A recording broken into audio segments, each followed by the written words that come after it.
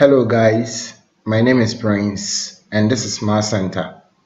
Subscribe to my YouTube channel for more videos. Post your comments and questions on my social media handles and I'll respond to it. The topic we are treating today is algebraic expressions.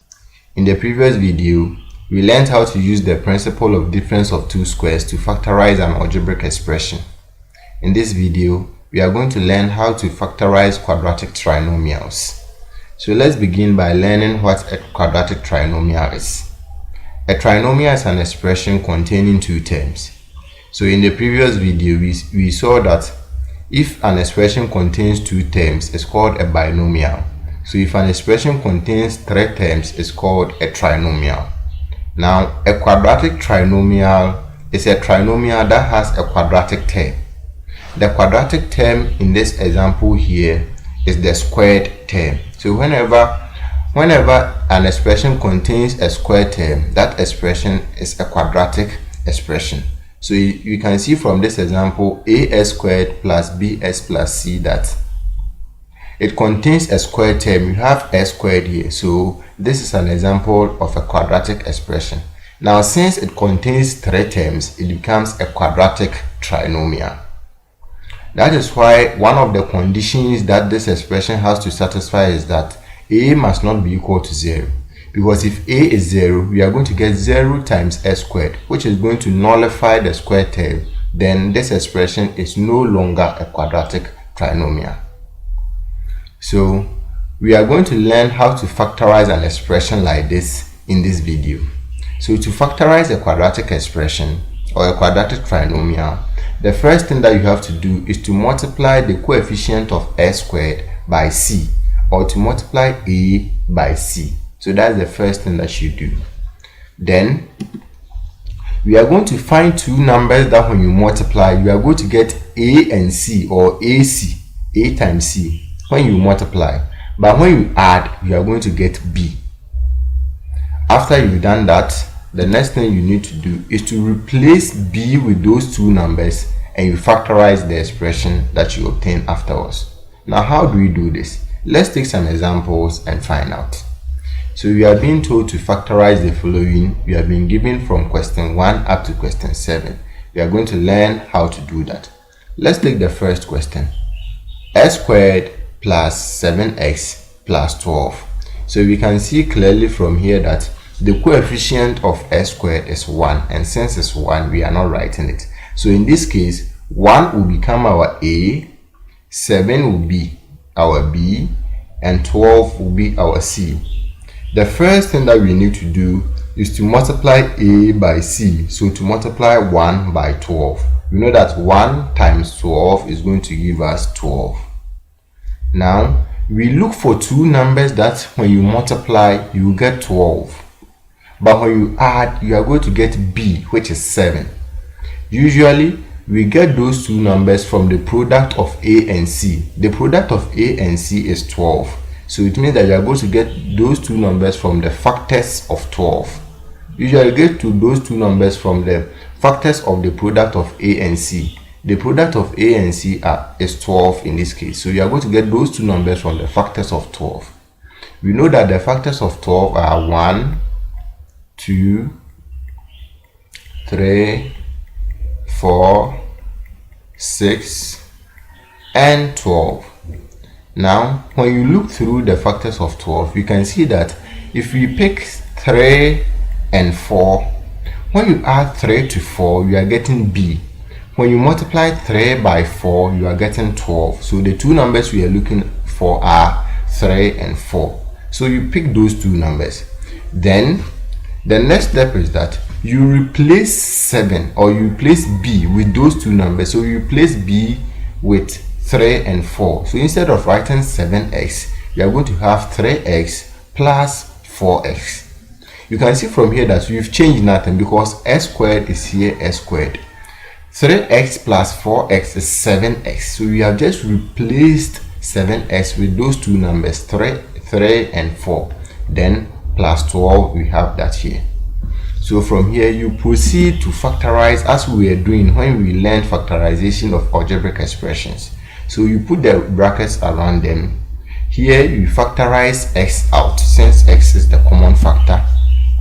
So we factorize x out here. So you are going to have x into bracket x plus 3 plus, we know that when you come here, you divide 4 by 12, you are going to get 3. So we factorize 4 out, you are going to have s plus 3. Now we can see that we have s plus 3 in this bracket, s plus 3 in that bracket. So you are going to pick one of them. Then you pick the factors outside the bracket, so x and plus 4. So you are going to have s plus 4 in one bracket, then s plus 3. So you pick one of them, s plus 3. Let's take the next example. 7y squared minus 3x minus 10. So we can see from here also that 7 will be our a, minus 3 will be our b, and minus 10 will be our c. So the first step that you have to do is to multiply a by c. A in this case is 7, c in this case is minus 10. So you are going to have 7 times minus 10. We know that 7 times minus 10 is going to give us minus 70. Now, how do we proceed from here? We are looking at for two numbers that when you multiply, you are going to get minus 70. When you add, you are going to get minus 3. So you usually get those two numbers. In this case, you are going to get those two numbers from the factors of 70. Remember I said that those two numbers, you will get them from the factors of the product of a and c. In this case, the product of a and c is minus 70. So you have to look at the factors of 70. We know that the factors of 70 are 1, 2, 5. Sorry, so you are going to get 1, 2, 5, 7, 10, 14, 35, and 70. Now these are the factors of 70. You can watch the video on sets and you know how to find the factors of a number. So these are the factors of 70. Now when we look through this, we are looking for two numbers that when you multiply, you are going to get minus 70. When you add, you are going to get minus 3. And we can see that if you pick 7 and 10, when you multiply 7 and 10, you are going to get 70. When you subtract 7 from 10, you are going to get 3. But in this case, the numbers we are looking for are when you multiply them, you should get minus 70. When you add, you should get minus 3. So it means that we have to do something about 7 and 10 such that they will fit what we want. Now, when that happens, what it means is that you have to either negate one of them or you have to negate all of them. So let's try and negate 7 and c. So when you make 7 negative, if you multiply negative 7 by 10, you are going to get negative 70. So that's satisfied. But when you add negative 7 to 10, you are going to get positive 3. So that won't satisfy the condition for the b. If that happens, don't negate the 7. Change it and negate the 10 and try and see. So when you negate 10, you are going to get 7 and minus 10. Now, when you multiply 7 by negative 10, you are going to get negative 70. When you add 7 to negative 10, you are going to get negative 3. So it means that this time, it means you have to pick 7 and negative 10. Sorry. Now, after you've picked 7 and negative 10, the next step you have to do is to replace negative 3 with 7 and negative 10. So I'm going to clean the factors that I wrote here so that it doesn't interfere with what we are doing. Okay, so we can continue now. So you are going to replace negative 3. You are going to replace negative 3 with negative 10 and negative 7. So you place negative 3y here with negative 10y plus 7y. So you are going to have 7y squared minus 10y plus 7y minus 10. Then we continue and factorize as we have been doing all along. So here we factorize y out since y is the common factor there. So we are going to have y bracket open 7y minus 10, then plus, when we come here you can see that they have nothing in common, so 1 will be outside the brackets. Then we have what is already here in the bracket, 7y minus 10. Now you can see that when you do this very well, always what is in the brackets will be the same. So we have 7y minus 10, 7y minus 10. So we pick one of them, then you pick y plus 1, which are outside the brackets, and you put them in one bracket. So y plus 1 in one bracket, then 7y minus 10 in another bracket. Let's pick another example. X squared minus 2x minus 3. Now the first thing that we have to do is that we know that in this case a will be 1 since we have 1x squared. So you multiply 1 by minus 3, and we know that that is giving us minus 3. Now we are looking for two numbers that when you multiply you get minus 3. When you add, you are going to get minus 2. Those two numbers will come from the factors of 3. You know that since 3 is a prime number, the factors of 3 are 1 and 3. So what you have to do is that it means that we have to change one of these to negative, since when you multiply them you should get negative 3. Now also bear in mind that when you add them you should get negative 2.